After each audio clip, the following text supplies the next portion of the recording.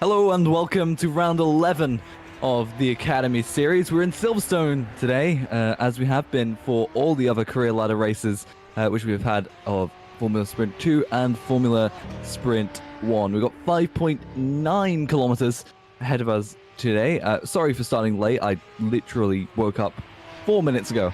But I am joined by Kert Rohtjarv.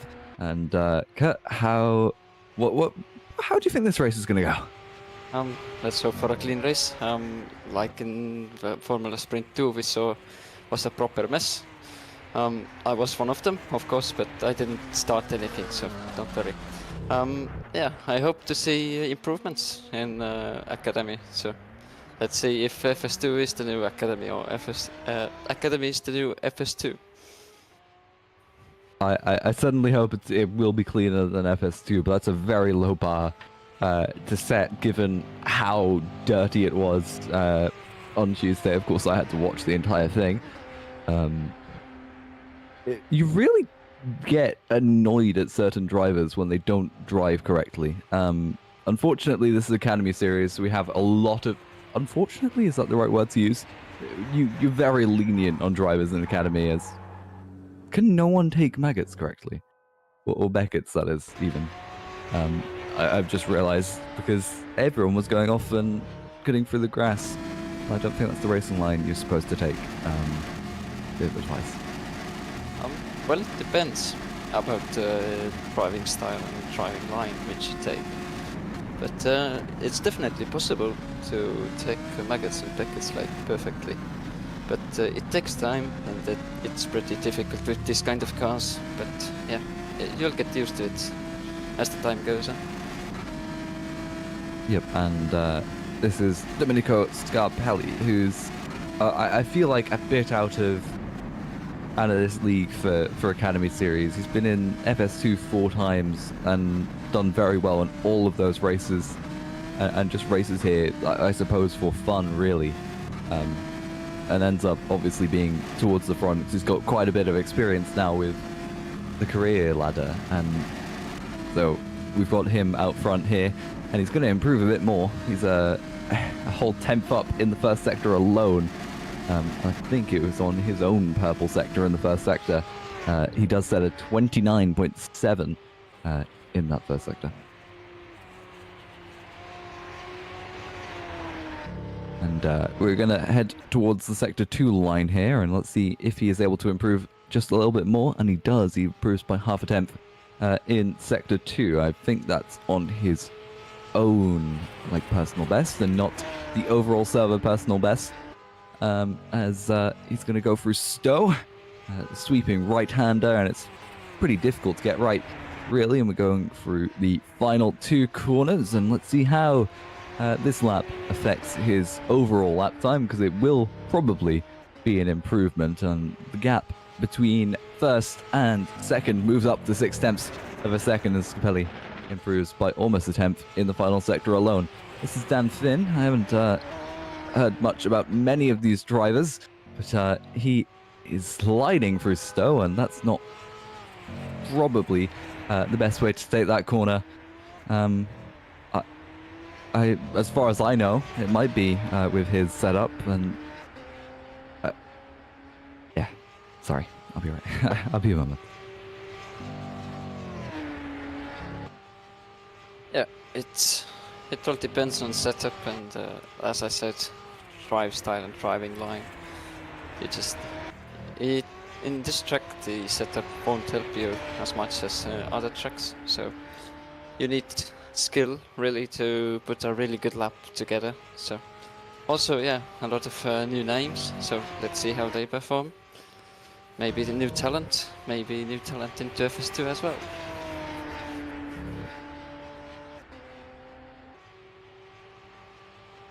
But here is Mark Matthias Wittmann. First sector, he's 4/10 of Domenico Scarpelli. Now into Maggots and Peckers we go.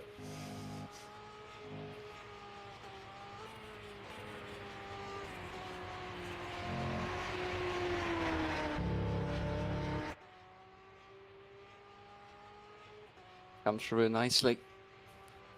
And he's down on his personal best as well, it seems.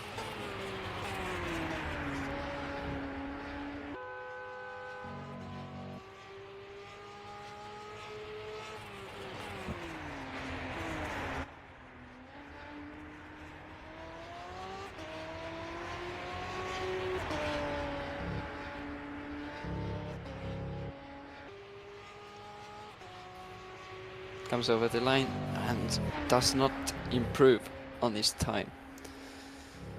Another 1.2 seconds lost to Scarpelli on that lap.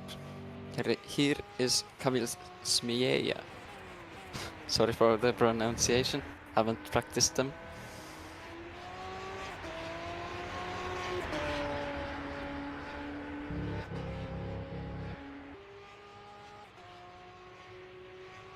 As that lap was invalidated after sector 1, it seemed.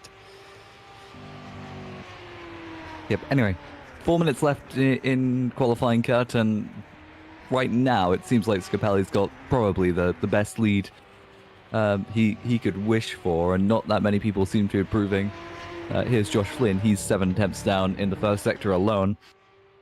So, Kert, do you think we're looking at our final qualifying order, at least for Scapelli, or do you think it's going to spice up at the end here? Difficult to say. For now, I would say Scarpelli, because 6/10 is a really big gap already, so let's see if anyone can beat that. Yeah, I certainly agree with you. I think that's a huge gap for any driver to sort of beat. Relatively small grid today. We've only got 23 drivers out on track. And in my experience, that's relatively small when it comes to Academy. As we're reaching the halfway point, really, of the season where it starts to die down a little bit. And people, I suppose, get less motivated to do Academy because they aren't in a team. They're just driving it for fun on a Monday evening, as we are now. This is Charlotte Menink. And they're going to go through the final corner, and they are slightly up on their personal best time, and let's see where they might improve to. They improve to 7th. They improve a whole 5/10 overall, and they're going to go off into the first corner and go back to the pit lane. I don't know much about Academy, but is that allowed in Academy? Yeah, Academy we don't have really strict rules as in FS2 we have. Here wherever you want, you can return to garage and go out again. That's totally allowed. Okay. I figured it was, I just couldn't remember. It's been quite some time since my last race. In any series for that matter, but Academy especially. I think my last one was Valencia last year, which was about 12 months ago now at this point. So, obviously, I can't say that much, as Milan Kert did improve to 15th, but is immediately pushed back, and Regan Boyne is now in 15th instead of him. We have got a late arrival to the grid, Jake Johnson, who's just joined. A minute left in the qualifying, not enough to do an outlap and set a lap. Alfie Denley is 3.4 seconds down on Scapelli, but doesn't have a second sector time, so it's probably invalidated, which for him means he gets to go around and do one more as we reach probably the last couple of outlaps coming around the track. We've got a minute left in qualifying, and this is Mark Whitman, who is in second place. He's he probably will improve here if he's gonna get a nice final sector. It's only 3 tenths down overall, and that's to Scapelli and not himself. Although I think in the second sector that is to himself with the yellow graphic. It is quite weird, the graphic we have down in the bottom right. It doesn't tell us that much really when it comes to the sector times, and that doesn't look ideal through the final sector. And I don't think many drivers want to touch those sausage curbs. They do like to launch your car up in the air, but definitely not as much as we saw in Austria with that curb, the nightmare curb in turn 5 and 6, which would, I think, randomly just launch your car into the air. Anyway, Dan Finn is on a good lap compared to what he set already. It was a 1.1 second lap he had behind Scarpelli. He's now 4 tenths only, or 5 tenths, that probably adds up more to, behind Scarpelli. So if he gets a nice final sector here, he's definitely going to be able to improve further up the order. Currently P8, and he on the straight to cross the line. Let's see where he ends up. He does end up in 6th, improves 2 places. That works quite well for him. This is Charlotte Mennick now, who we just saw improve across the line. They've not had a great first sector. They're about 4 tenths down on Scarpelli here themselves. Kimmel Smer does improve to 6th, actually, so it's a great lap from him to replace Dan Finn. And Lucas Habra going through cops. He's barely behind Domenico Scarpelli here. He is 14th, and if he's able to get a good lap together here, he could easily improve further up the order, if not take pole from Scarpelli here. Let's see how this goes for Habra through Beckett. So that was very tidy, right to the white, not even the white line, right to the grass there. But he's 4 tenths down, but it is an improvement for him. How? Oh, no, I don't think that's a great second sector. I think that might be where Lupus is losing all of his time with 48.1, although that is 4 tenths down on his personal best. He seemed a bit loose in Maggots and Beckett. It could be the reason why he lost almost 4.5 tenths in the second sector, but let's see. He does improve to 6th, however, so maybe that second sector doesn't matter that much overall, as everyone seems to like improving to 6th.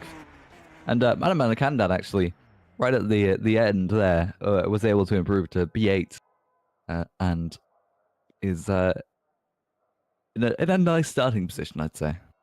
Yeah, B8 isn't that bad, but it's quite in the midfield, which could be a really dangerous place, but let's see how he survives lap 1. That is a very big if, and I would imagine we probably should start going through the qualifying order. Here it is. Domenico Scarpelli takes pole, and he has Mark Whitman behind him. Monsieur Pierre? I do apologize. Lines up 3rd. Josh Flynn is 4th, with Matthew Maple behind him in 5th. Lupus Habra is 6th, with Camille Smer in 7th behind him. Mana Manakandan in 8th, and Dan Finn, who was the first to improve to 6th, P9, with Piotr Adamczyk in 10th behind him, and that's the top 10 for race 1. Charlotte Mennick is P11 with Stig Hoffmans and Simon Kanda behind her. Jeroen Berg is 14th with Martin Reisberg in 15th. Regan Boyne is 16th behind him with Milan Kort and Nova McKenna in 17th and 18th. Patrick Pluskowski in 19th and Yuo Yoon in 20th. 24 cars only, so the last 4 are Alfie Denley, Lorenzo Eterovic, and David Studak, with Jake Johnson not setting a lap time, and last out of anyone, he did join a bit too late to be able to set a lap time.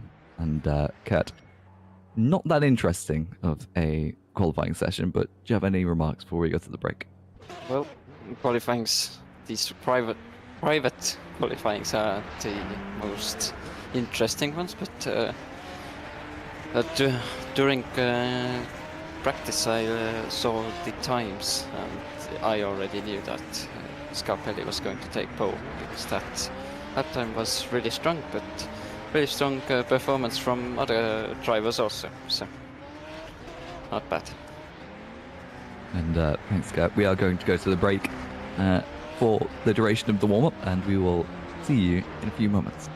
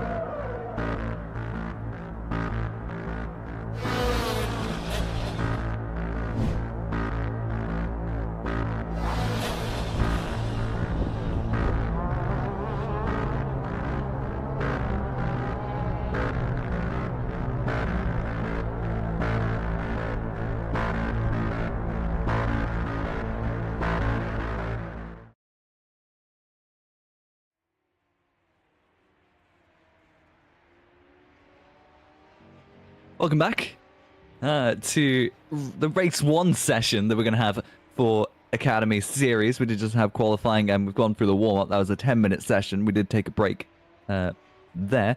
41 degree track temperature. That is, I think, probably quite high for Silverstone. That means it's been out in the sun and that will affect the cars and their tyres. Special guest joining us. We have Ed Hunter, who's either going to be right at the forefront or in the background, depending on what Kert wants at the minute.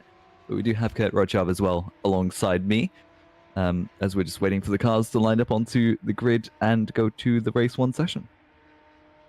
Yep, welcome back. It's going to be an interesting race 1 once more. And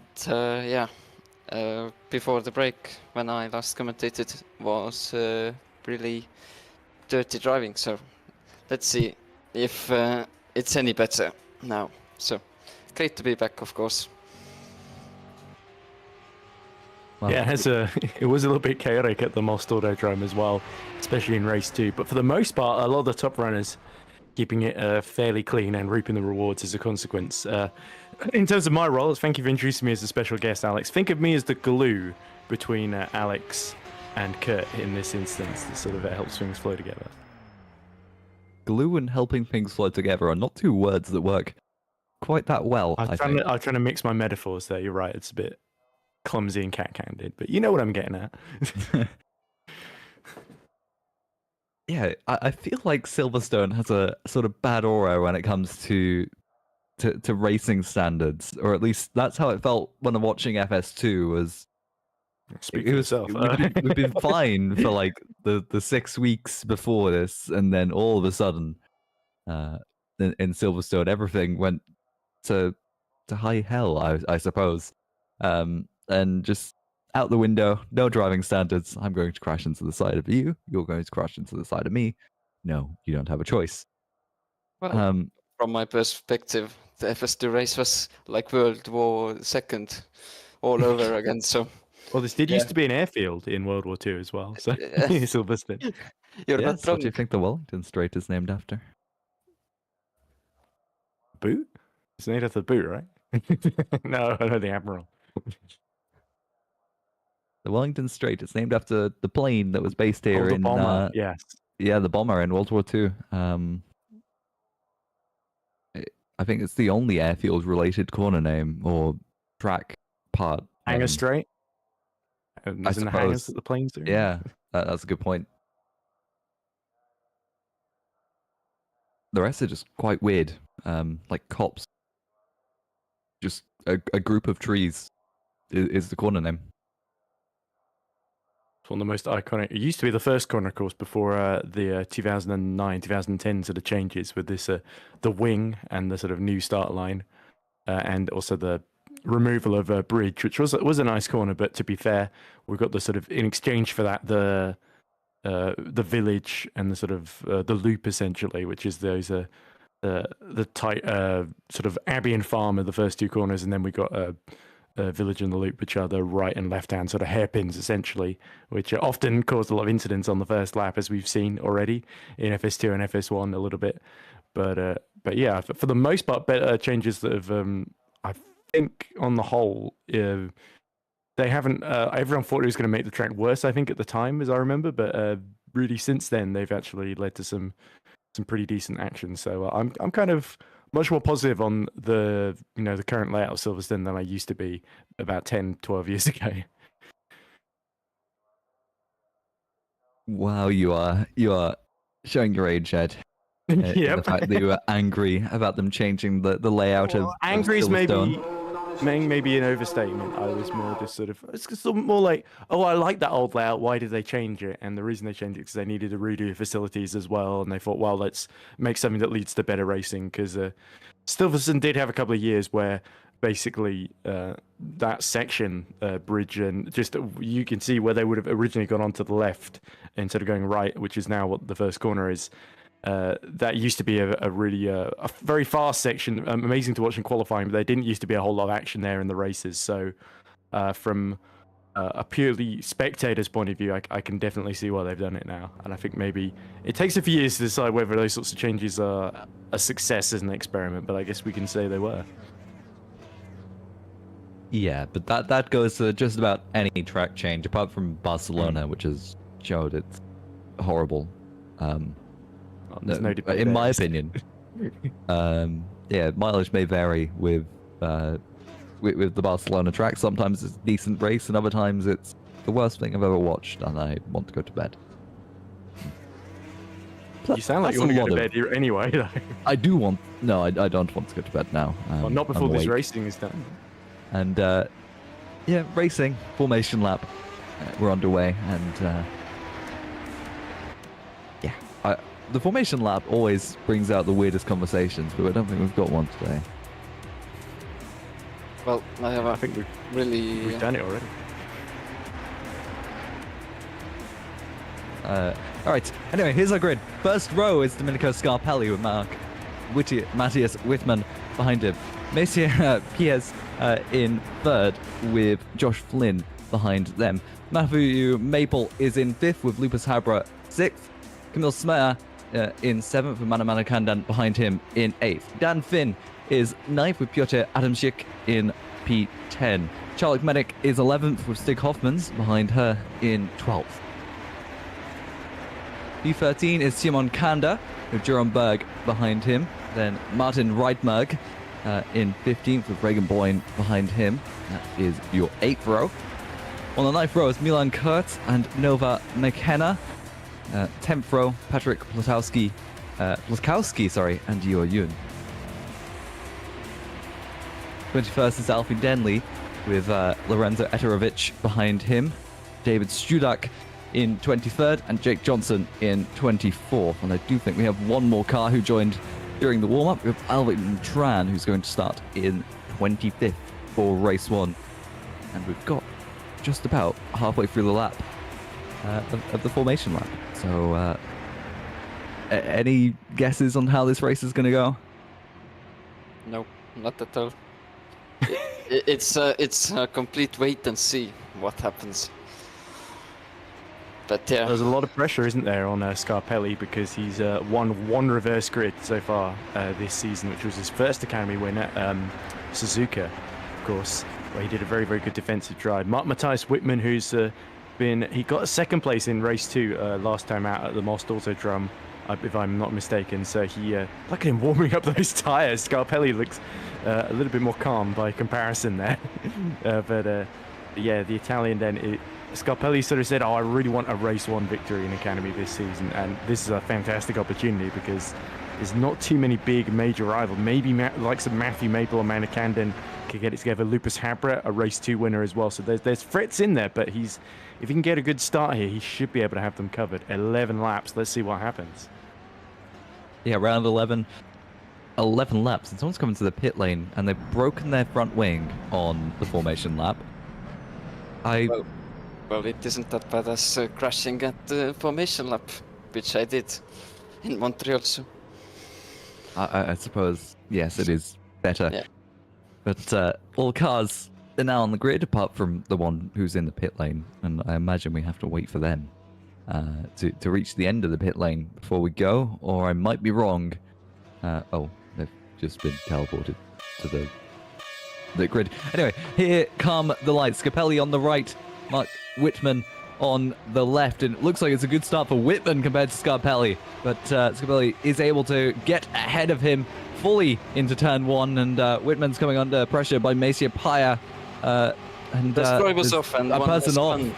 At the first corner, and that's unfortunate for him. Wittmann goes down the inside of Scarpelli, and Messier Paya is actually able to get past both of them, almost gets squeezed out onto the curb, but Wittmann able to take first, and we're gonna go 3 wide here into Brooklands, but Scarpelli is not going to let that slide that easily.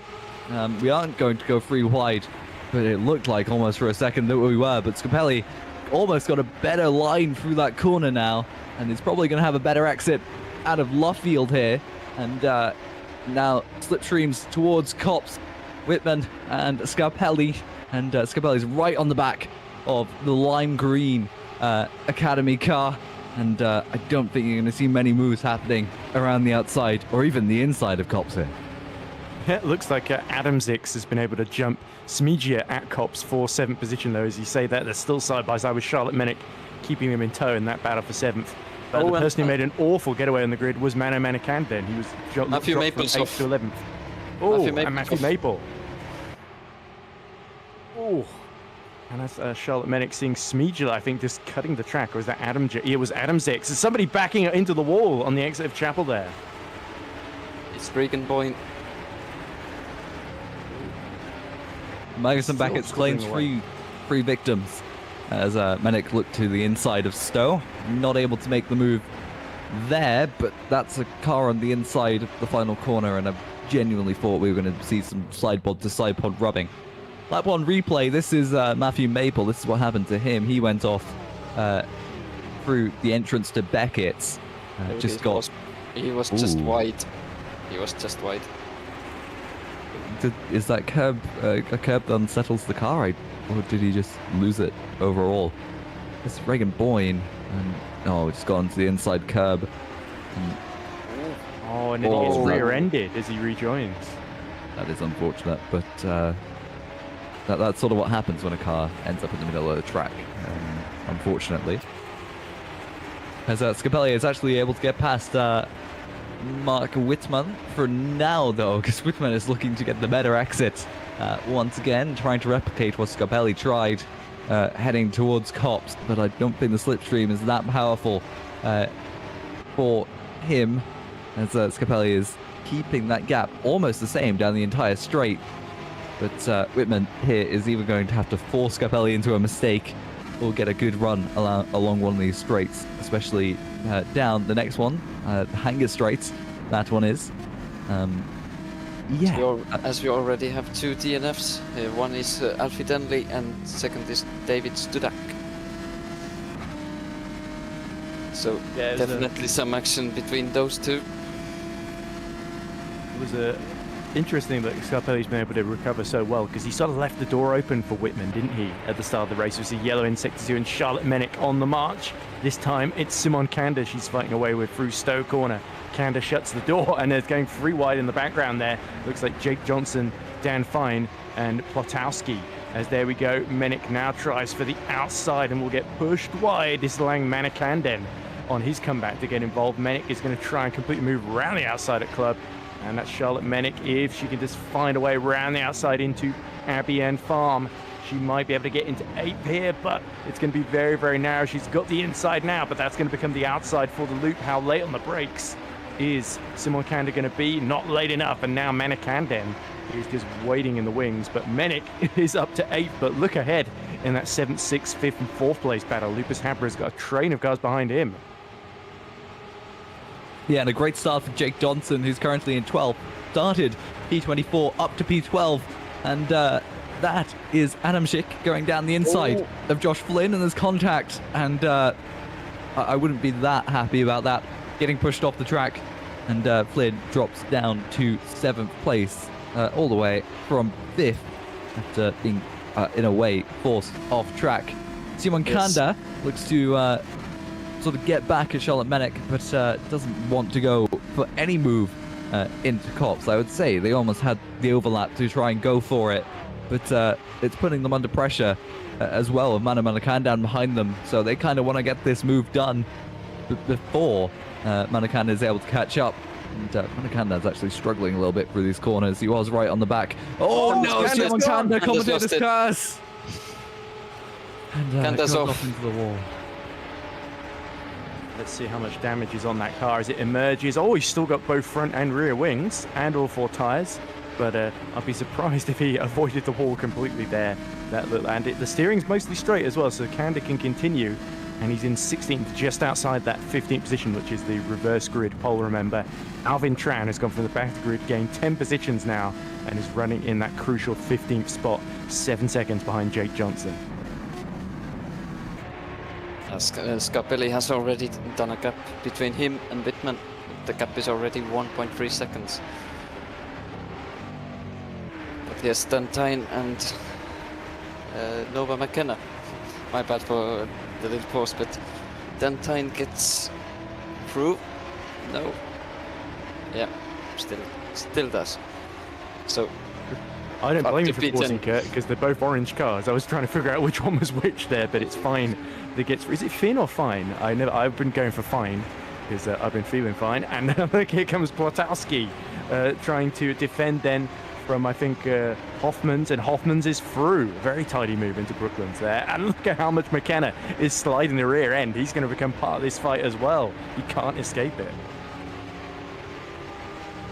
Yeah, the battle in the middle of the pack here is just fierce and ferocious.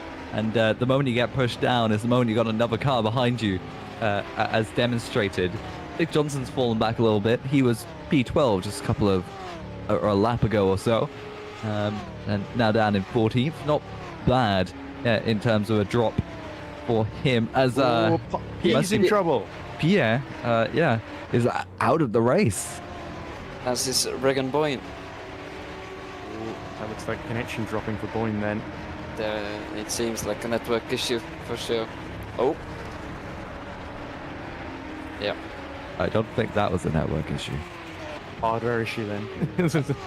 Steering just stopped completely. I think he pulled off. Just.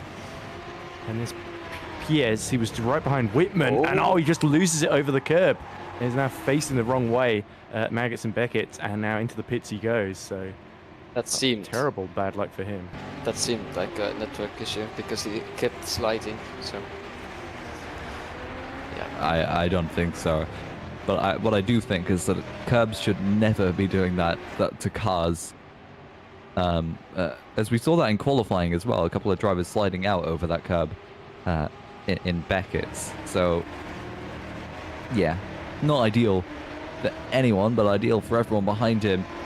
He's getting a free position, basically, and it's going to work quite well for them.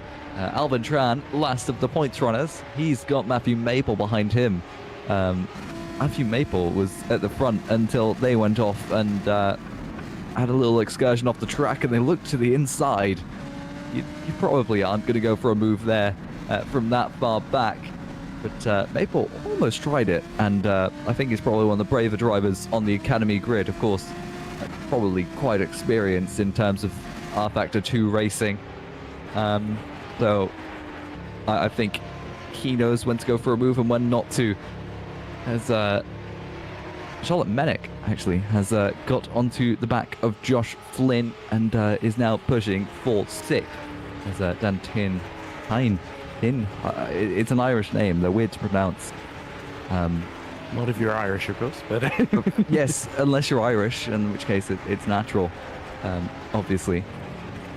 But yes, Charlotte Menick fighting for 6th is the point I'm trying to get across. As Menick locked up and almost went into the diffuser of Dantine. Josh Flynn, isn't it? Yeah. Oh, we're just talking my about Dan bad. so My much. bad. We got him on the mind. Dan, I think, is still a couple of seconds behind Manikandin. By the way, I think Matthew Maple, his last lap compared to Alvin Tran in front of him, he said a 150.2. Alvin Tran said a 153.4. So that's over 3 seconds a lap quicker, Matthew Maple. So no wonder he was looking a little bit frustrated as we see Menick just trying to move around in the wing mirrors of Josh Flynn to put pressure on him as they go down through Aintree and onto the Wellington Straight. No DRS, of course, and Menick is tucked right in. This time she might go for the move as they reach the braking zone. A late That- one. That is through. Or she, sorry. It is a shoot. That looked like it was never going to work, but she's got it done, so that was quite impressive.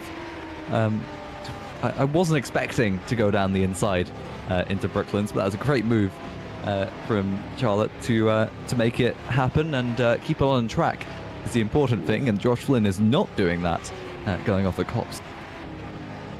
You can tell Josh Flynn struggling a bit in the dirty air through some of the faster corners as well. So he was a little bit caught out there. He's been used to having a bit of clear track to himself, and now he's got Menick in front of him. So he will have to just calm it down and hopefully he can hold on to Charlotte Menick before Manikandin catches up with him. Lap 6 of 11 then. So we are over half distance in this race as Plotowski nearly loses the plot entirely, but he just about holds on then through Chapel and onto the Hanger Straight as he is chasing down Nova McKenna. And there's a little bit of slipstreaming going on behind between Alvin Tran and Matthew Maple. Maple now looks for his moment, tries to go around the outside into Stowe. This is going to be wheel to wheel. How late does Alvin Tran brake? He's almost losing it and leaves a little gap for Matthew Maple to neatly tuck through on the inside. They're still side by side. Will Alvin Tran concede position? No! Deep into Club Corner and Vale Chicane. And he somehow gets his way through. It looked like Matthew Maple was a little bit hesitant there.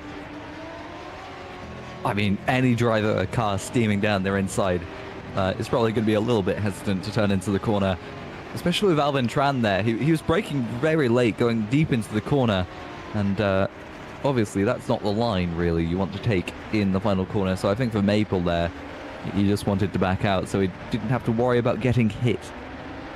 As I think if he turned in, even with some semblance of a normal racing line, he would have a big hole in his side pod now.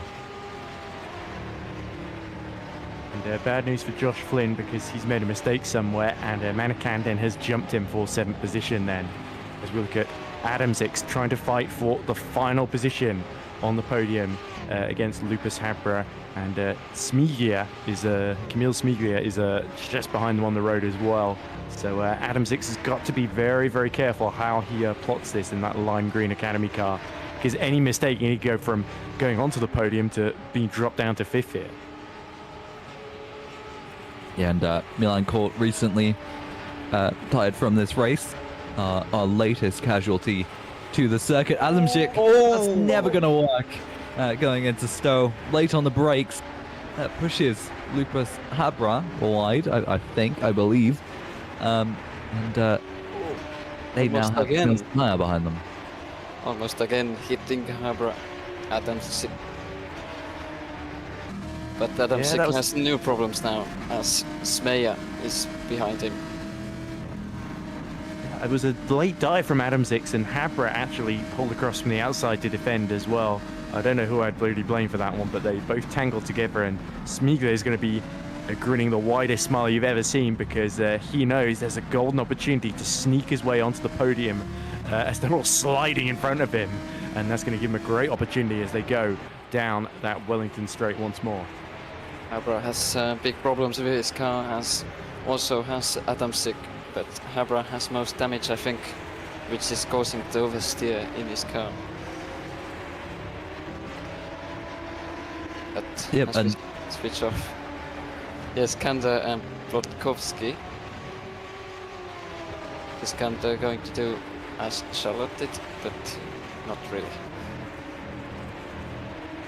Ooh, a little bit wide from Plotowski though. That could create an opportunity for Simon Kanda here. And he's got Jake Johnson. He's pretty good all around. Goes Plotkowski, sorry. Kanda tagged him. It was clearly seen from the track side camera that Kanda was a bit too close to the rear diffuser. So blame is unfortunately on Kanda. and here it is. He goes wide, and that's Kanda on the outside, and he just gets the better exit. But he's just pushing Plotkowski throughout the corner, and you can't do that. Even if the car ahead of you is getting a slow exit, you can't just expect them to immediately, completely randomly speed up ahead of you. And a lesson learned is someone's cutting grass on the inside of the final corner. I have no idea who it is, but they're now round. And that could have ended badly. Maybe it's Massey PS.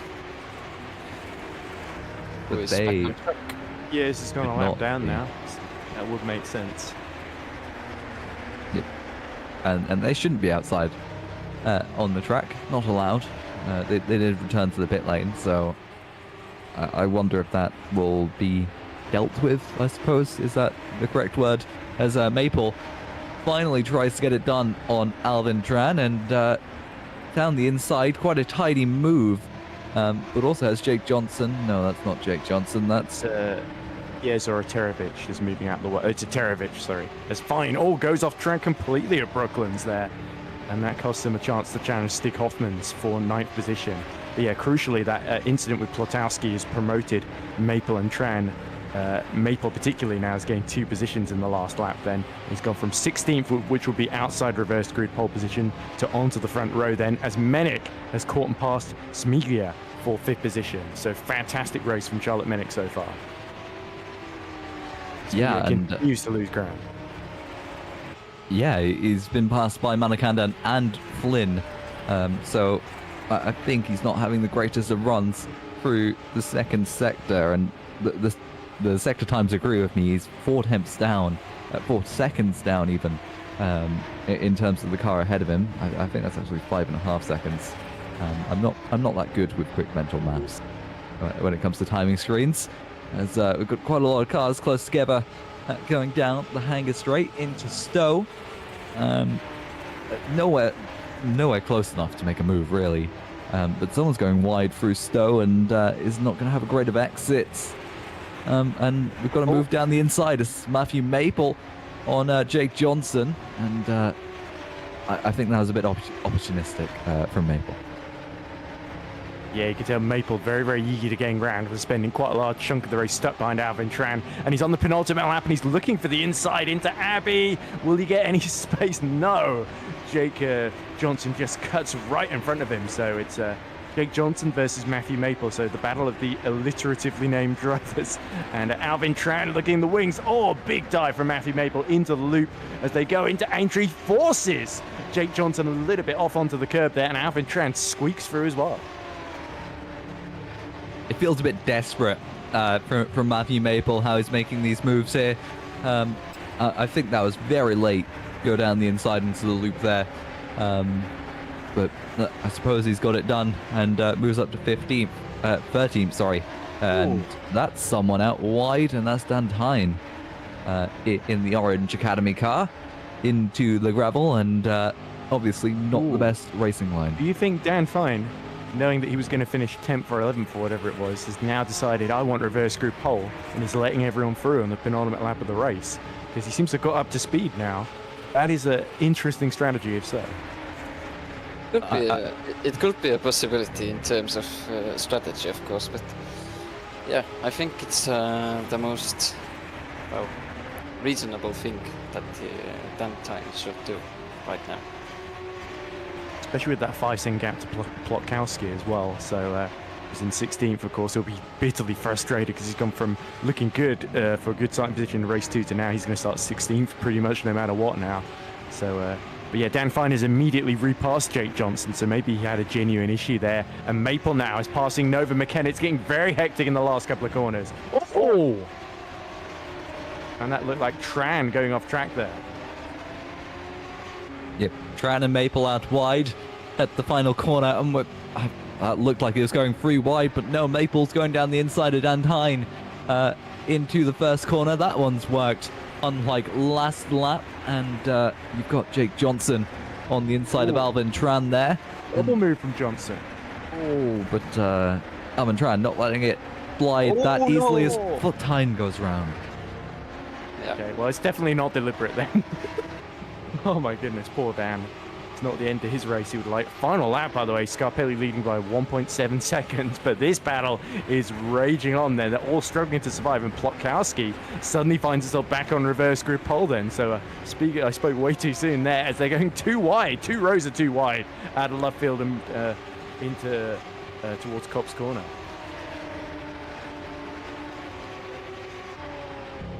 Well, I would imagine we're going to see a couple of moves here at the end of the lap as we're approaching sector 2. Challenging for 15th against Plotkowski in the background.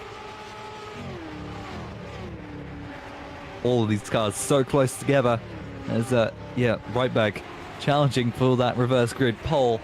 But we do have Scarpelli, who's going to be taking the line and does take the line to win. Haven't talked about him much apart from lap 1, but I would love to go back to the racing action that we saw happening. Astran has fallen to P18 for some reason. Yes, there's a good observation. Alvin Tran down in P18. Nova McKenna, they were battling right to the end. Oh no! And somebody going in the pits in the background. Oh, they're not. They are not trying to do it. The Schumacher 1998 strategy. Oh, it's done. Fine, is it? Yeah. It is. And has that got Dan into reverse? Oh, no, he just drops out, I think. He's in 16th then, so it's not worked out for him. He's reversing in the pits. Oh, it was a genuine pit stop all along, honest Guff. Yes. That was... I think that's sort of dirty, and rather deservedly he's ended up a bit further down than he was. You shouldn't do that. I don't endorse it. Oh, someone's died. Off. Yeah, someone's off. I have to say, I did commentate on a British touring car race here where Alex Lahou did exactly what Dan Fine has just tried to do there and got a podium because of it. Unfortunately, the stream I was commenting on crashed, so we didn't get to see the final 2 laps when he tried that. But I did say, I didn't see it, but I don't approve. So it's on principle. But yeah, I guess some drivers have a different interpretation of the rule book to others. So we'll leave it at that, I guess. Do you want to go to? Who wants to go through the results? Should we let Kurt do it? Yeah, I can try. So P1 takes Domenico Scarpelli, not really the domination what he wanted, but second is Matthias Wittmann, third is Lupus Habra, fourth is Piotr Adamczyk, fifth is Charlotte Menning, yes. Sixth is Mano Manikandan, seventh is Kamil Smeja, eighth is Josh Flynn, ninth is Stig Hoffmans, 10th is Simon Kander.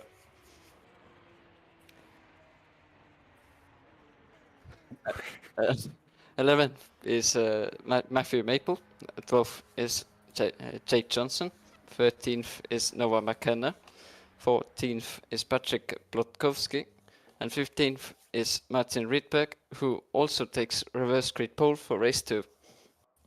16th is Dantin, not really the race what he wanted. 17th is Alvin Tran. So there's two P17s. Okay, P18 is Zeeuw Yoon. 19th is Jerome Berg. 20th is Lorenzo Eterovic. 21st is Massey Pies. 22nd is Milan Kert. 23rd is Regan Boyne. 24th is Alfie Denley. And 25th is David Studak.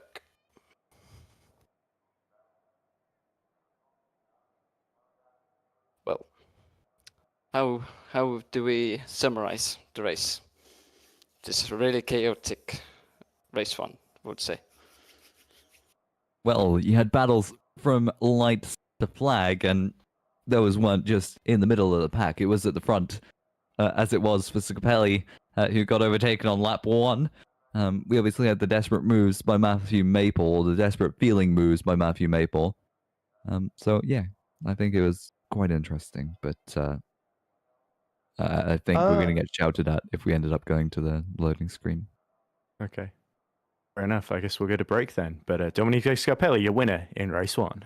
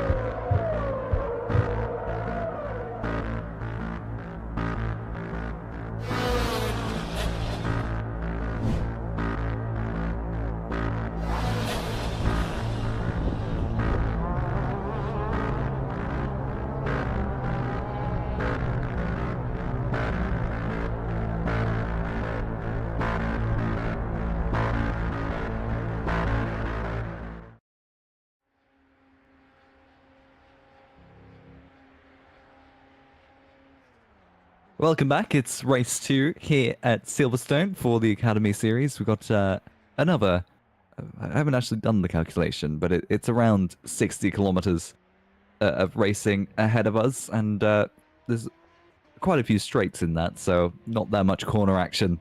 But once again, I am joined by Ed Hunter and Kert Rohtjarv for race 2, and we were just talking about whether it would be Dan Tyne and or Martin Reitberg on reverse grid pole, because on race view it tells us that Dan Tyne finished 15th. But I don't know how much I trust that. It was very close though, yeah, but I have a feeling they shouldn't really uphold that one, because then it would just encourage everyone to finish by going into the pit lane, which would be a bit ridiculous. Yeah, I don't think there is anything in the rulebook that strictly prohibits it. Which means it's technically it's going to make allowed. Super Lights and Super League interesting later in this week. Everyone's discovered this mystery exploit. Yeah, it is technically allowed, which is the best kind of allowed, I think. But I don't want this to become a depending thing. on perspective. Yes, I suppose so. Where it's a sort of unspoken understanding rather than a formal one. But yeah, I guess we'll have to see when they set the grid where everyone is. I wouldn't be surprised to see Dan in the 17th though. Yeah, it will be interesting, that's for sure. But we are waiting to go to race 2 here. We've had long waits at the end of warm up. It's strange. Just like because they're in still race setting the 1. grid, isn't it? I suppose it is a big grid. So anyone got any fun facts about Silverstone? It's where Rishi Sunak launched his successful bid to be Prime Minister. Well, ultimately unsuccessful bid, but Silverstone seemed mighty proud of it as well, given how much little they talked about it. But, No interesting facts from me. I mean, it's also hell. The 2003 race was one of the very few times that Irish priest Neil Cornelius Horan, wandered onto the track with a load of hoarding on his body that basically said, read the Bible's always right. I forget what his actual message was, but it was something religious. And it's a miracle, A, that he didn't get hit down the hangar straight by any of the cars, and B, also that the marshal tackled him so quickly to the ground and got him out of harm's way. But track invasions, luckily, not quite as common as they were in the early 2000s and late 90s in Formula 1. You think Mansellmania here in 1992 as well, where like people were on the track while Damon Hill, who was down in sixes, I was still trying to finish the race and get a point in sixth for Brabham, and then suddenly all these people go on track celebrating Nige and just let in. Well, you say track invasions aren't that common. I think it is Martin Rydberg. After the race ended, yeah, when there's still live cars on track, yeah. Yeah. But we did have in 2020, 2021, or 2022, wasn't it? Because it was the year that Zeeuw flipped over and caused a red flag before any of the cars. Yes, that is right. But it stopped them from getting run over. I'm not going to say anything much more on that, because we are about to start the formation lap for race 2, but also I don't want to say anything I made that it so would be deemed controversial. Yeah. There's probably better ways to protest environmental causes than almost getting run over. I would agree on that one. Ed, do you want to go through the grid? Oh, gladly. Right, so confirmation then of the grid order. You see Martin Rydberg at the front. He will start from pole position with Patrick Plotkowski alongside him. Then it's Nova McKenna in third, leading the second row from Jake Johnson. Matthew Maypole, he will start in the top 5 with Simon Kander right behind him on the third row. Row 4, Stig Hoffmans and Josh Flynn alongside him. Camille Smija will start 9th, and row 5 is completed by Manu Manikander. And then row 6, it's Charlotte Mennick and Peter Adamczyk. What can Charlotte Mennick do in race 2? And it's Lupus Habra on 13th position ahead of Mark Matthias Whitman, with Domenico Scarpelli, our race 1 winner, starting from 15th, just ahead of Alvin Tran. Juru June starts 17th. Dan Fine tried to gain positions in the pit lane. He will start 18th ultimately, with Jerome Berg in 19th, and row 10 ended by Lorenzo Oterovic. Massis Pease will be 21st, with Milan Court alongside him. Then it's Alfie Denley 23rd, with David Studak 24th, and last on the grid.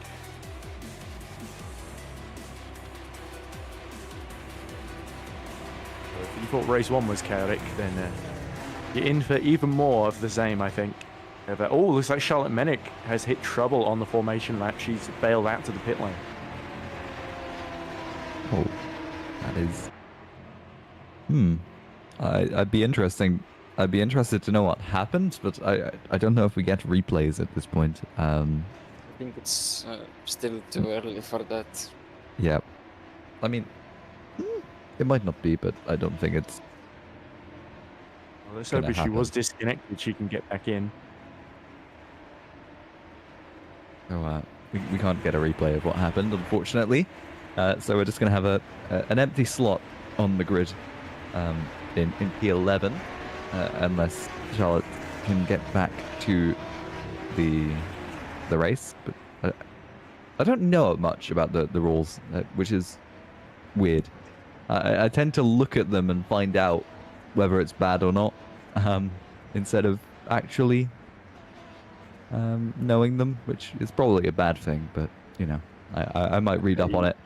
But for next time. But on the other hand, Alex, you don't want to memorize a bunch of irrelevant rules that never come into play ever, like about unsportsmanlike behavior or something. That would never come into play in Academy. Oh, never. Studak just lining up at the back, and looks like our 23-car strong grid is going to be released before too long. With Rydberg, his best result 5th this season. Can he better that today? Well, he's in a good position to do so. And once again, a long wait for the lights to come on. But it is Rydberg on the left and Blakowski next to him on the left-hand side of the grid. Rydberg gets away well, but Plakowski is also under pressure now from Nova McKenna, who looks to the outside but is unable to get it done. And we've just got a bunch of cars too wide. We've got multiple rows of too wide, 3 wide there, and someone's round. I have no idea who it is. Nova McKenna. I thought that was Nova McKenna. Completely dropped it. Yeah, so interestingly then, Martin Reitberg, it's a clear run. Manakanda's gained a few places, well, he had, and somebody in the black car just completely spinning across the road there. I think it might have been Mano there, actually. And he's going side by side now with Josh Flynn for 7th position into Brooklands and Luffield. And he's got the inside for Luffield there. Aggressive from Manakanda. Yeah, and it seems like we've just got a bunch of cars off the circuit, off the black tarmac stuff that you want to stay on. And, ooh, that looked a bit late from Manakanda, and it feels like blocking, but Flynn probably had no prospects to overtake there, as I have no idea who that is going off at comps, but not the ideal racing line. It was Josh Flynn. It was Wittmann. Josh Flynn tries to get back at Manakandan, but is unable, and that's Scapelli actually ahead of him. Yeah. A great start for Scapelli. Yeah, he stayed out of trouble, which is exactly what he needed to do. But look, Smiglia is being attacked by Hoffman as Simon Kanda snatches the lead from Martin Reitberg. And Dan Fine, hits the back of Mark Matthias Whitman into Stowe. Yeah, and Simon Kanda is past Martin Reitberg for the lead of the race. But Jake Johnson actually up in 3rd there with Stig Hoffman's behind him.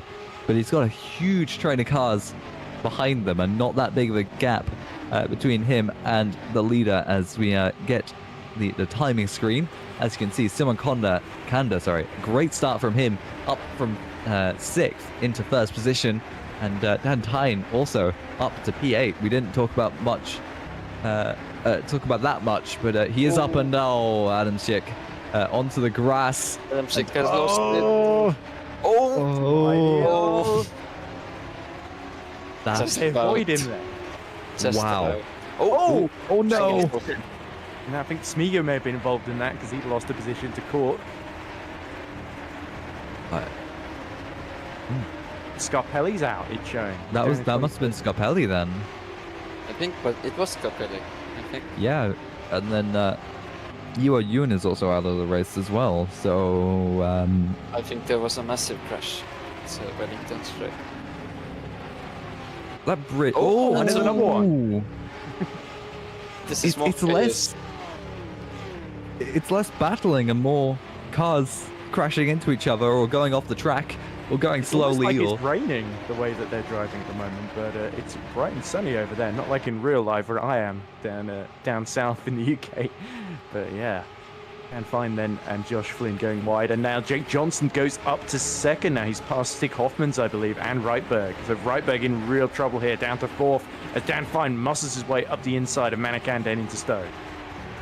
So I got some info about Domenico Scapelli.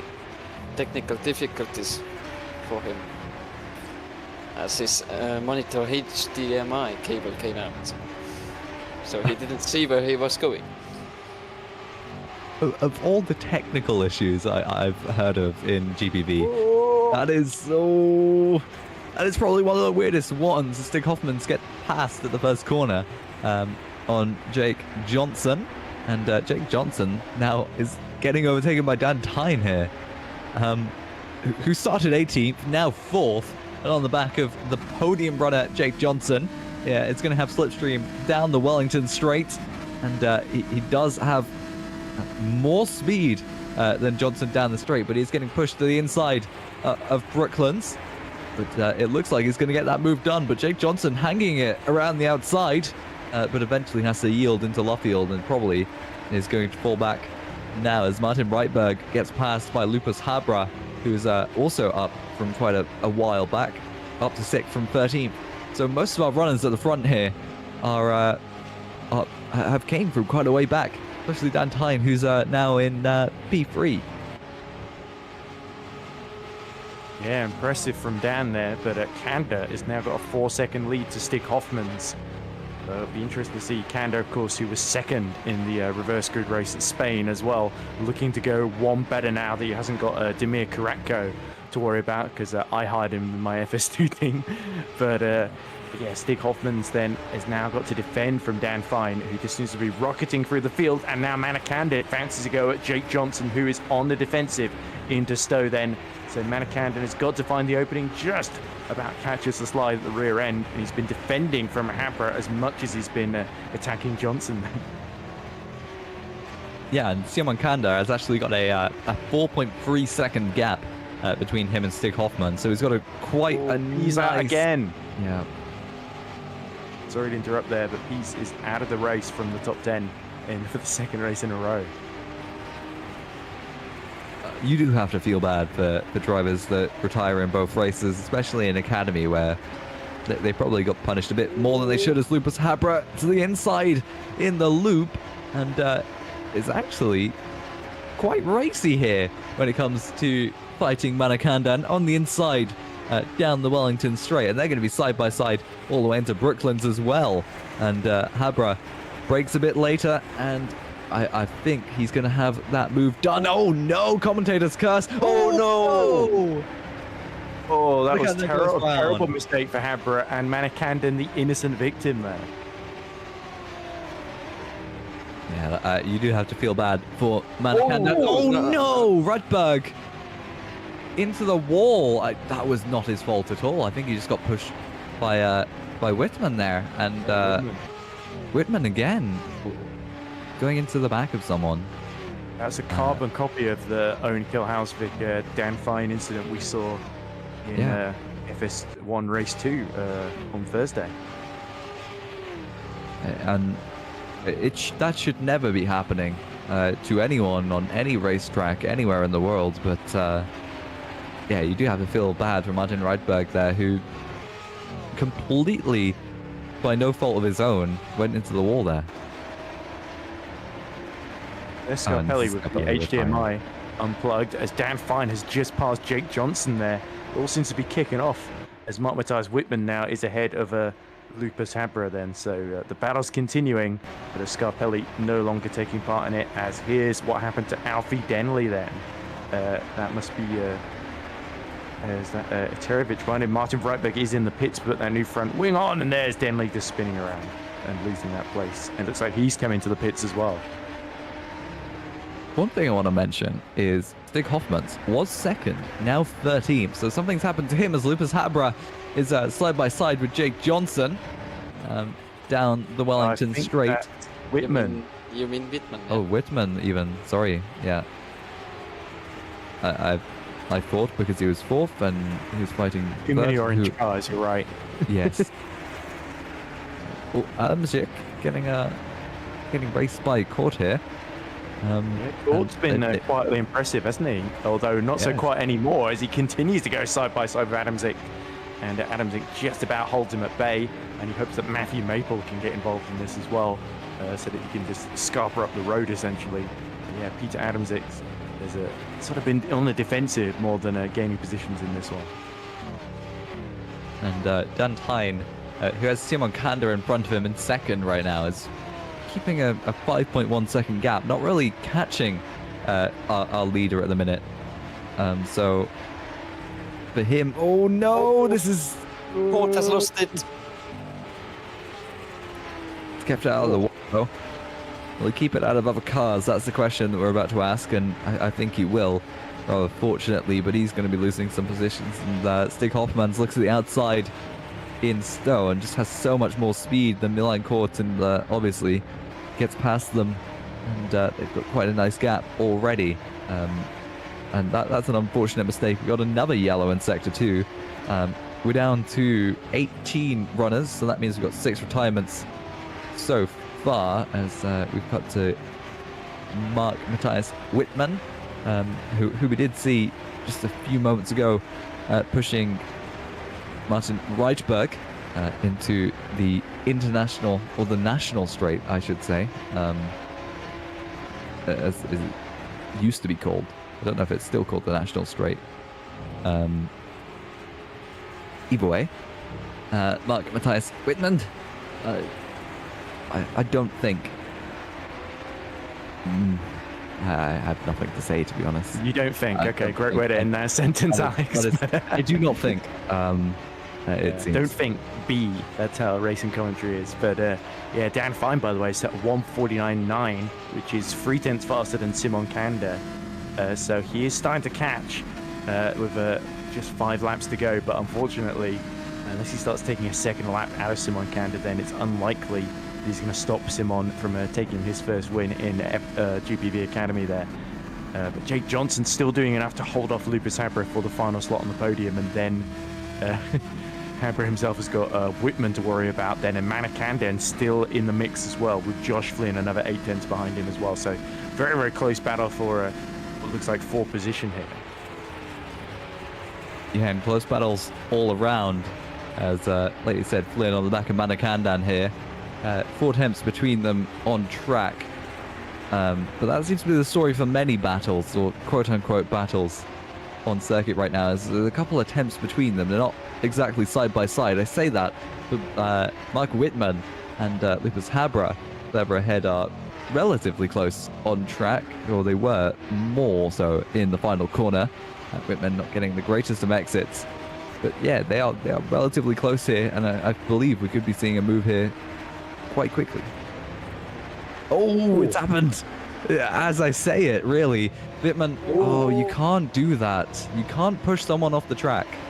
I'm sorry, I try to be polite to drivers as much as I can, but you cannot do that.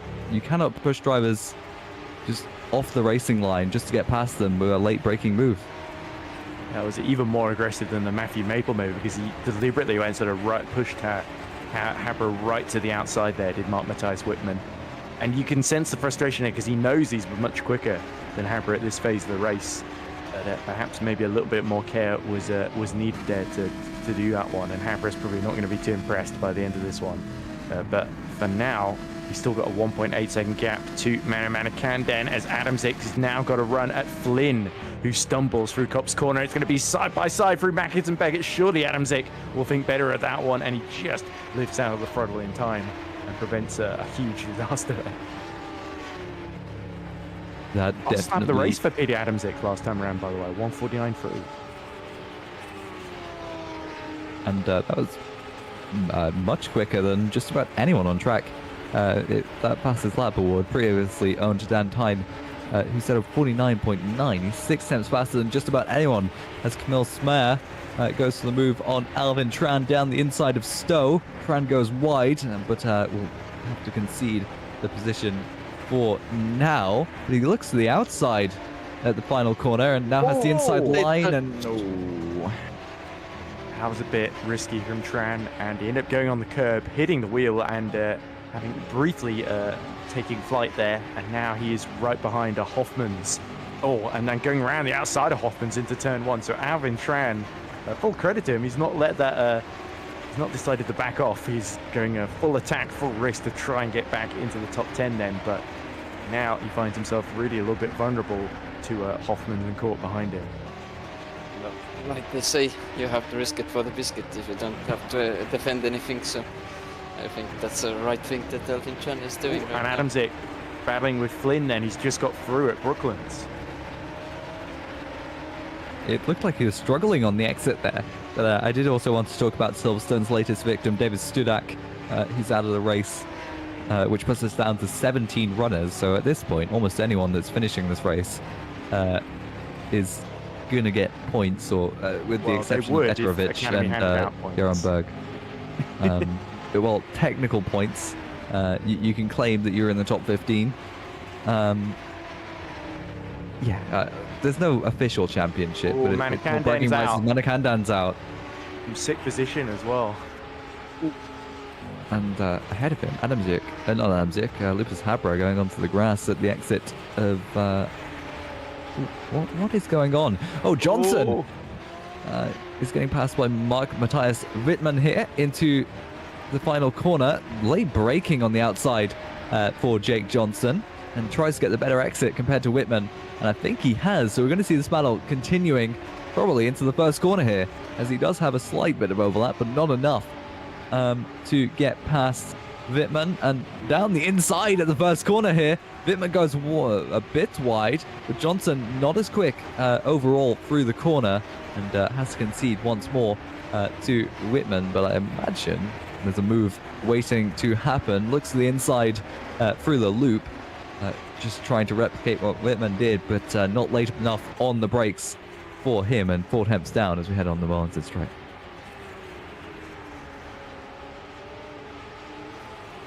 Definitely a lot of patterns and a lot of retirements according to now's statistics. But yeah, 16 runners now, Alex, but not 17 as Manikanden has just retired. But here goes Hoffmann's. Oh, and they touch with Alvin Tran. Yeah, Alvin Tran was desperately trying to hold on to that one, and he came off by far the worst from the contact there. But Habra now is under attack from Adamczyk. It goes very, very wide. Adamczyk set the purple fastest sector of the race in the first sector on this lap. And he's desperate to clear Lucas Habra, who's really starting to struggle a little bit out there to sort of hold on to these top 5 positions. So there's a sort of sense that Adamczyk knows he's running out of time to get into the top 5 here. Jake Johnson has been on the podium before in race 2 at Le Mans Bugatti earlier this season, so it wouldn't be a first podium he's missing out on, but nonetheless still be disappointed as Adamczyk shows his nose up the inside, and Habra simply drives around the outside of him there. So aggressive defending there from the man in the orange car. It seems like Adamczyk was sort of spooked by the bump he hit on the inside of the corner there. And something I want to mention is Dan Tyne as well. He's just about 9 tenths or 8 tenths faster than Simon Kanda in front of him, and gained 8 tenths on the last lap alone. As we're still watching Adamczyk trying to get Lucas Habra, and that's just a ballistic torpedo, and I think he has no one else to blame there. Apart from himself, and that went off as well. That was Habra. Flynn got past though, so it must have been him. That was weird that we just watched. As Silverstone's claimed another victim in Alvin Tran, down to 15 runners. Well, let's hope we don't lose anybody else on this final lap then. Everyone just needs to hope that their connection holds and hope they don't hit anything. It seems there's a high probability it's such a high-speed circuit that something will go wrong for somebody sooner or later. But there's Matthew Maple. For all the drama, he's been able to work his way up into the top 6 then. And can Matthew maybe have a late charge to pass Josh Flynn for 5th then, as you look at Habra and Adamczyk continuing their duel now for 7th though, rather than a top 5. Yeah, so unfortunate for Adamczyk as Lucas Habra goes off through. Oh, that was very close. Trying to return to the track, almost took out Adamczyk ahead of him. Luckily, millimeters saved us on track today, and we almost saw probably the biggest incident you're ever going to see in Academy. Well, bar pile-ups that happened and such. At this race, at least, it's probably the biggest incident you would see happening. As Alvin Tran has also retired. Yeah, Simon Kanda at the front is sort of maintaining that gap very nicely with Dan Tyne. He did improve a couple of laps ago to set his best lap of the race with a 49.9. So that's worked for Simon Kanda at the front. He did start. Yeah, Habra's struggling. But as I was saying, Simon Kanda at the start of this race, he did start 6th. So quite an impressive race for him to get into 1st. But also Dan Tyne started 17th, 18th. I would love to see the 18th, wasn't it? The delta. Yeah, so 18th for him, and so he's improved to get onto the podium. It's a mighty race for Dan Tyne. Indeed, yeah, he's really been doing consistently. I hope he doesn't try and dive into the pit lane. If he gets within like 2 seconds of Kanda, decides to risk it on the pit entry there before he crosses the line, I think that could be quite a controversial way of stealing victory. But Kanda, well on his way to his first Academy victory, and well deserved. He took the lead early on and has never really looked back, and he's managed his tyres really well, whereas Habra seems to have completely run out of tyres. His lap times have plummeted into the 155s here. Now Adamczyk is looking at the back of Matthew Maple, who goes completely off track, just like we saw Habra do a lap ago. And it's going to be very, very close into Stowe, and he's weaving to try and break the toe. As Maple has backed off for some reason. As Simon Kanda now comes over the line and takes his first win, if I'm not wrong, here at Silverstone. Yep, and Dan Time behind him. Absolutely right. Yeah. Oh, celebrating by swerving off the track. Dan Time from 18th takes second place on track this time. Mark Wittmann rounds out the podium. I think that's just about any battle we had to the line. Matthew Maple did let pass Peter Adamczyk on the back straight, the hanger straight. I'm interested to know the reason for that, to be honest. But yes, and here's our last finisher, provided he still does finish this final lap of the race. No pressure, Lorenzo. You've got, what, 1, 2, 3, 4, 5, 6, 7 corners ahead of you. Anything could happen, but I think he's going to round out. Steering okay? Is he on a controller, or is he completely destroyed his steering? Because he's just looking a little bit kind of a very digital inputs, I would say, rather than refined, smooth technique there. Yeah, it's almost like he's pressing arrow keys. Yeah, arrow keys on the keyboard. That is impressive. I guess why Lorenzo is down in 15th then. I mean, it's impressive that they've kept it on the track and not retired with keyboard compared to other people. So, you know what? Fair enough. And they're going to cross the line to round out all of our finishes. He's trying to celebrate. He's trying to do donuts and weave. Traction control is not letting him. But that's what the TC override button is very, very good for. Tap that, no more traction control, and you'll spin as much as you want to. But yeah, everyone's sort of going back to the pit lane, so we can go and talk about the results of the race after some. Any volunteers? Okay. Oh, I guess I'll do it then. Oh, okay. Yeah, okay. Sure. So then, results of race 2 at Silverstone. Simon Kanda takes his first victory ahead of the Czech Republic's Dan Fine there. Mark Matthias Wittmann recovers him and Dan Fine putting in superb drives to gain 16 and 11 places respectively where they started. So another podium for Wittmann this season to add to his tally. Jake Johnson just misses out in 4th position, but nonetheless a strong drive by him. And Josh Flynn, we didn't talk too much about him, but Flynn actually doing quietly impressing to hold on to 5th ahead of Peter Adamczyk, who just caught Matthew Maple on the final lap then. Frustratingly for Matthew, but performance from Adamczyk. Lupus Habra, sadly the tyres faded away, and it's only 8th in the end for him as Camille Smiglia and Stig Hoffmans round out the top 10.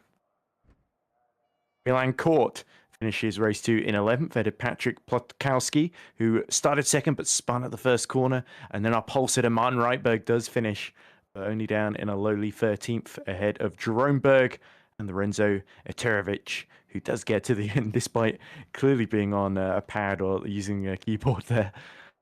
Then on non-finishers, Alvin Tran, Manu Kanden, still not sure quite what happened to him while running in 6th.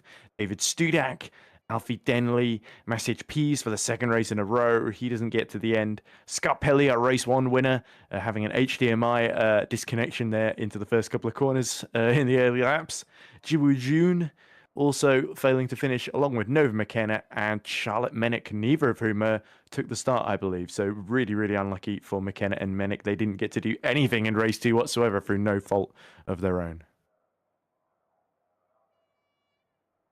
But that about sums it up then. So a win for Scarpelli in race 1, 2 podiums for Mark Matthias Wittmann, and Simon Kanda breaks his duck. So he's going to be absolutely delighted if we get to talk to him. For sure, yeah. Wittmann has done these 2 races really strong, and yeah, congratulations to him as well for these 2 podiums at Silverstone.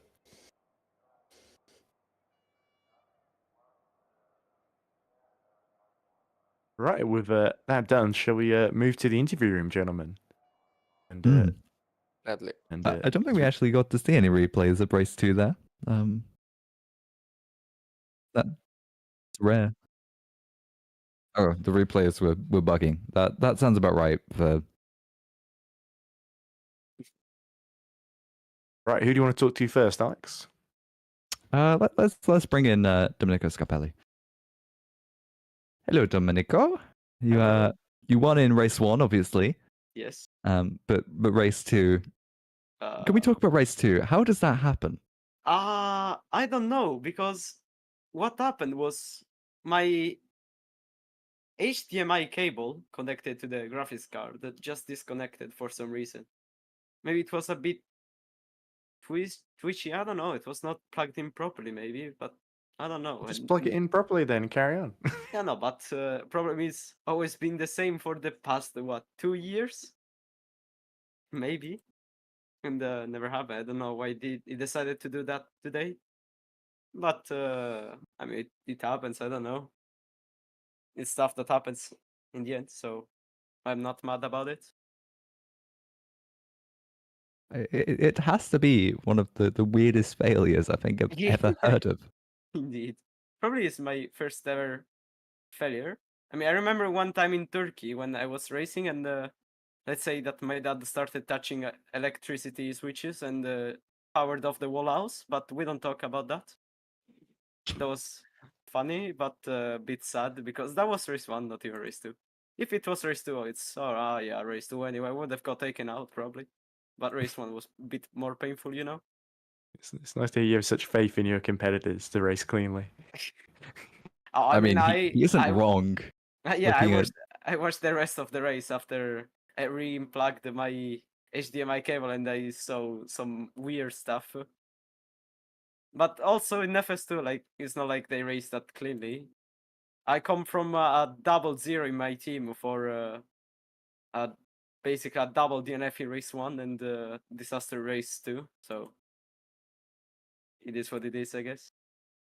I feel like you're cursed when it comes to driving, but yeah. Anyway, these aren't race questions. 1. This What are is you talking conversation. about, Alex? Race 1, you know, you sort of drive that one. Yeah. Whereas race 2, getting DNF'd by the most atrocious random failure is yeah. completely different. I mean, I don't know. I don't even know. I'm going to investigate for sure, but I don't know how that actually happened. It might be the fact that by moving the wheel, because my wheel is attached to the desk, I don't want that by moving the wheel somehow it went in contact with the cable and unplugged it somehow. I don't know what happened. So I'll make sure that I check my cables during the warm up next time, so this doesn't happen again. Domenico, is it okay if I ask you a question about the racing for a change? Sure. Okay, I wanted to ask about the start in race 1 because you made a good getaway from off the grid, and then into the loop, the sort of tight twisty section. You sort of left the door open for Mark Matthias Whitman. Obviously, you passed him very, very quickly on lap 2 soon after, but it felt like you made things a little bit harder for yourself by kind of leaving him plenty of room to dive up the inside of you. I mean, I left him space, but I still think that was an optimistic dive. Like, you can leave how much space you want, but going for that dive in the first lap, it's a bit, you know, not stupid because some people do it, okay, but it's a bit too much. I feel like it wasn't the last time he did that. He did it in race 2 as well. Oh yeah, yeah, but still, like, it's 11 laps race. You don't win races in the first corner, you know. But I feel like he could have overtook me later because he definitely had a higher wing setups compared to me. Because every time, like even in qualifying, I was watching that I was flying in the first and last sector, but like in the middle sector, was losing a lot of time, and it's the most drivable one, if we can say it, because of cops, maggots, Beckett's, and all of that. But yeah, I probably would have had the chance to overtake me again if he stayed behind, because I was struggling a bit in the first laps. Then I locked in basically and opened a gap between us. And I'm happy that the Italian anthem played again. I was expecting it to play for my FS2 team, but not this time. Let's hope he plays it in Germany, to be fair. Well, And I know then- you were really keen to get that race 1 victory, weren't you? To add to the race 2 you won, you got in Japan. So congratulations, Domenico. Fantastic driving. I'll probably see you in September, since I'm going to miss the next 2 rounds, most likely. And I mean, if I don't find an FS2 seat by the time. So yeah, I think that can be my academy career. Hopefully. I don't want to race here anymore. Get me out. Please. Same This interview's emotions going as I had. brilliantly. It's the longest interview I think I've ever had. Is it? It's Oh, not yeah. my longest, that's for sure. For me, definitely, yeah. I haven't even asked anything, so I'm just listening. You want to ask something, Kurt? I don't know what to ask. I want to My- say to Kert that you cannot say that I don't have a proper win anymore. Oh, yeah, right. Too bad. I am the only one who doesn't have an academy win now, so not nice. Yeah, you're washed. I don't have one either, but we don't talk about that. Yeah. No, I don't have one either. I don't even have a podium, you know. Yeah, Okay, but it problem isn't is, that bad anymore. Kert got a FS2 win before academy win. That's the only problem. Oh, I'm well. better. Is this an interview or a podcast? I think it's a podcast right now. Understandable. Podcast You kick with him the out. race 1 winner. No! Yep. We've got other Bye-bye. people who want to talk to us, and they're more prompt and Oh, yeah. and have a lot more brevity in their responses. Okay. Goodbye. All right, who should we drag in next? Your choice? Okay, shall we go for Manikandan? 6th in race 1. He's got probably some interesting stories to tell. Yeah, go ahead.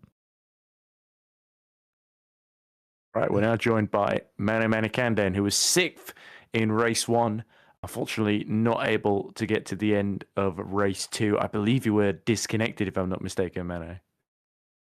No, actually. I picked up some damage with contact from, I think it was Lupus, and then just trying to keep the car going from there was a real struggle. And then I just I'm not. I think it's I forgot the name of the corner. It's the one where Lewis took out Max in 2021. It's just the Cops. straight after. Yeah, Cops. Yeah. So exit of Cops hit, just like sort of car went over that massive like elevated curb, and then it just got shot into the wall. So it was over from there. But I think it was good pace all around, and we finished race 1 this time. So I guess it wasn't too bad. Yeah, it was pretty good. You put I think you forced Josh Flynn into a mistake, didn't you? And that is what got you that 6th place ultimately. So it was a case of qualifying pretty. You made a really terrible start, I have to say. Everyone else got going off the grid, but you recovered brilliantly. So you didn't make it easy for yourself, and you never seem to, Mano. But you certainly put on a today.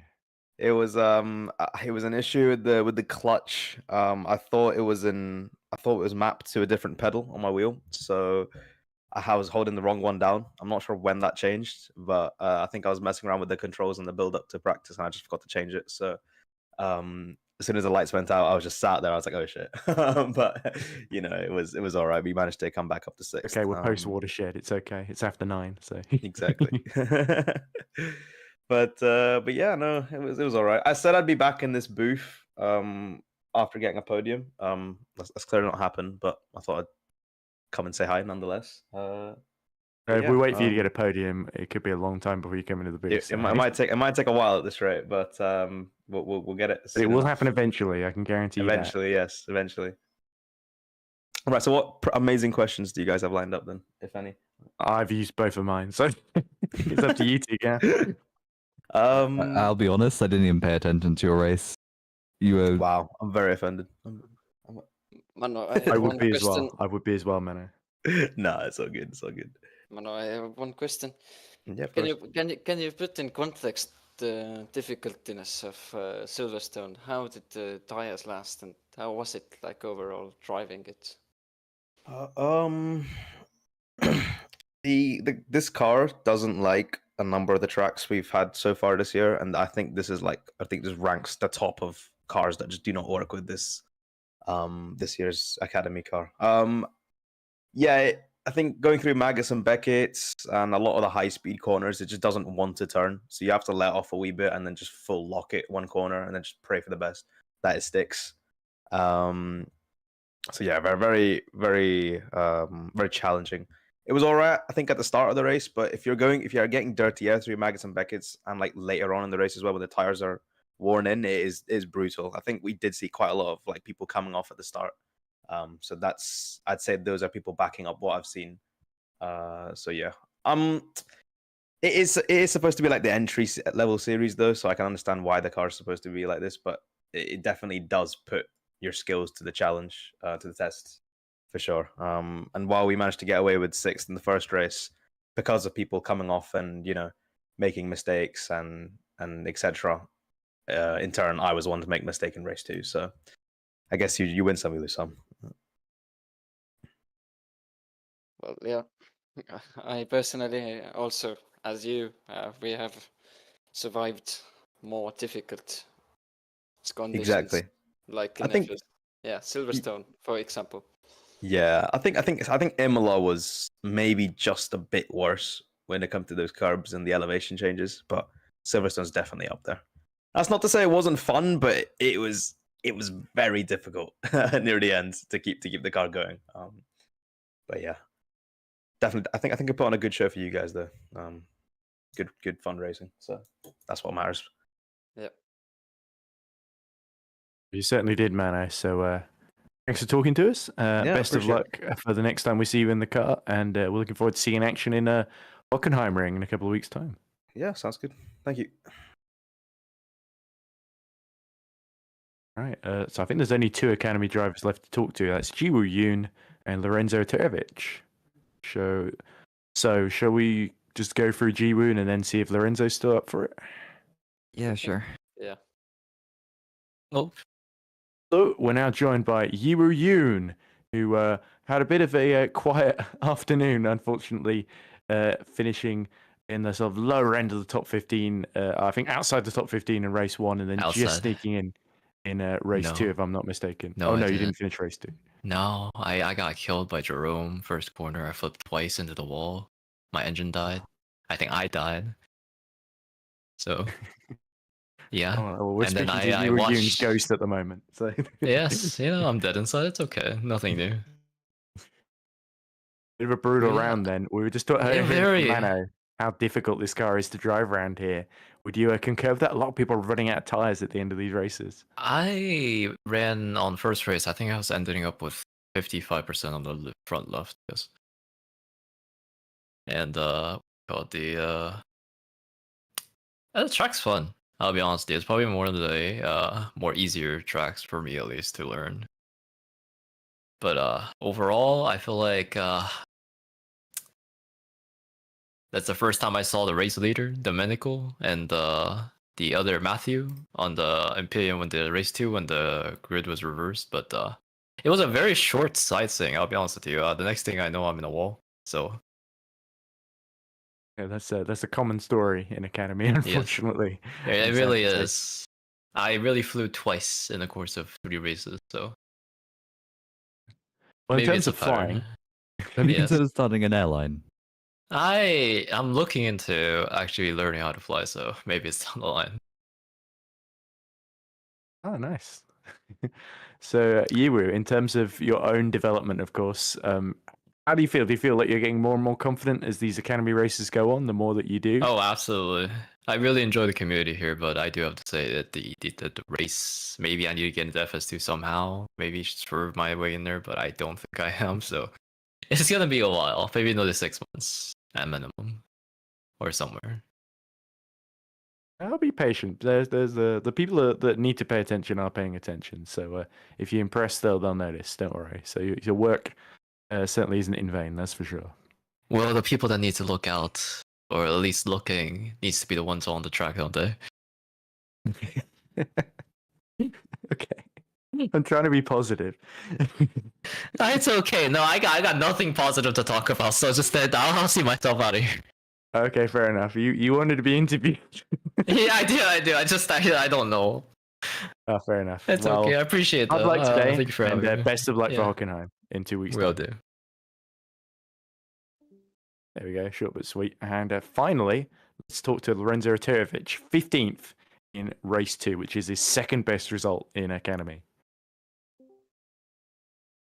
So finally, let's talk to Lorenzo then, our 15th place finisher in race 2. So Lorenzo, we know you haven't got an ideal control setup, but you did well to sort of survive, especially race 2 and all the carnage ahead of you, to finish in the top 15 to go along with your 10th place from earlier in the Academy season. So do you feel satisfied with that? Do you think you got the best out of that car today? Well, seeing as how much I struggle with tire saving and like tire degradation and that stuff, I'm pretty content with where I finished. I feel like I could have done better, but at the same time, I know I still have a long way to improve. Definitely with the controls aspect of what you said. Despite what the people here in the commentary box may think, I do indeed have a wheel. Oh, okay. It's an interestingly set up wheel then, I would wager. All I'll say is Scrooge McDuck would be put to shame with how dirt cheap this wheel is. Have you got a vault full of shiny gold coins that you'd like to swim in as well, like Scrooge McDuck? I wish. If I did, I would have this wheel, to be fair. Okay, well, so Lorenzo, are you looking forward to Hockenheimring then? Is that a track you enjoy? And how do you think it compares to Silverstone? Lots of fast flowing corners then. So it seems like it was a better track for you here. I thought we were going to Zandvoort next time. Oh, it is Zandvoort. You're right. Yeah. I'm thinking of the other championships. Hockenheim next. You're already focused on the future. I don't blame you. I am an FS2 team owner, so. True. Well, I will say I am very excited for Zandvoort because the races are a day before my birthday, so essentially, if I do well enough, I can just wait. My brain blanked. What I was gonna say is I turn 18 a day after Zandvoort, so essentially, if I do well enough, I can basically get pissed drunk the next day to celebrate. Okay. Well, we'll try to remember to wish you a happy birthday as well if we're commentating at the end of that one. Would be nice. Okay. Note down Lorenzo birthday. Right, there we go. Right. I didn't have any more questions for Lorenzo, so I think we have to apologize for assuming you're using a gamepad or arrow keys and you're actually using a steering wheel. I've got a very cheap wheel myself, so I can't really judge. And I haven't got anything that works with it because I'm using a MacBook, essentially. So, thankfully enough, I feel like this may be the last race with this wheel. I think I may be getting a G29 by Zandvoort. For your birthday. Right, okay. Thank the Lord. I can't wait to see your vast improvements with that new wheel, because Yeah, I can tell you my hopefully driver got a new wheel mid-season and he won Silverstone last time out in FS2. So I know personally from first-hand experience that it does make a big difference to the driver's confidence, if nothing else, finally be able to get some forced feedback as well. Yeah, that's what I was going to say. This wheel has no force feedback. It has 90 deg of turning, so I'm in quite a pickle. Well, if you're in a pickle, you got to stop eating pickles. I'll try. Sorry, I couldn't think of a good witty comeback there to get out of that one. But anyway, Lorenzo, congratulations on getting to the end of race 2 and getting in 15th position. Best of luck for Zandvoort, and we hope your preparations for your birthday go very smoothly indeed. Thank you. Right, so that's all our interviewees done and dusted then. Alex, Kert, shall we close the broadcast? Closing thoughts then on a very, very action-packed, not always the cleanest, but certainly two very, very deserving winners in Scarpelli and Kanda. Really action-packed the races. Also really much close battles, which was really nice to see.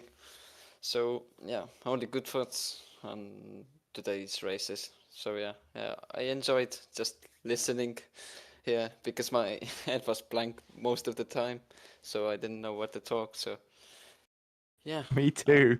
I was trying to make sure I wasn't talking over you, Kurt. So I guess we got two people, the two afraid to talk over one another, which is ironic in commentary. Although, no, we seem to get on pretty well. So I'd happily work with you again in the future, Kurt, and you too, Alex, for that matter. Yeah. I just get bored of interviews at the end. I mean, my head goes blank and I depart. I guess mentally. I can handle the meet and greet then. Yeah. Anyway, yeah, like Kurt said, a lot of good battles and a few not so good battles. I won't name names, but some people should think a bit more about how they're driving when they send it down the inside into a corner. That's all I'll say. Overall, great race, and yeah, good job to everyone on track and our winners, Scarpelli and Simon. Right, well, that's all from us then. We'll see you 2 2 weeks' time time. at Zandvoort then. But look forward to the rest of the week. We've got Super Lights on tomorrow, on Tuesday, and then Super League at Silverstone on Thursday with Caitlin and Ryan once again taking up the commentary box duties. So that's going to be really, really exciting to watch as Jan Granqvist continuing to lead the championship but being caught by the likes of Schluter and Stevens. So I think that's just about it.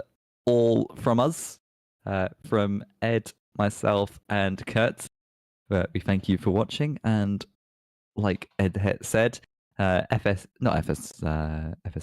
Super Lights tomorrow, and Super League on Thursday. They're racing at the same track at Silverstone, so make sure to tune in for them.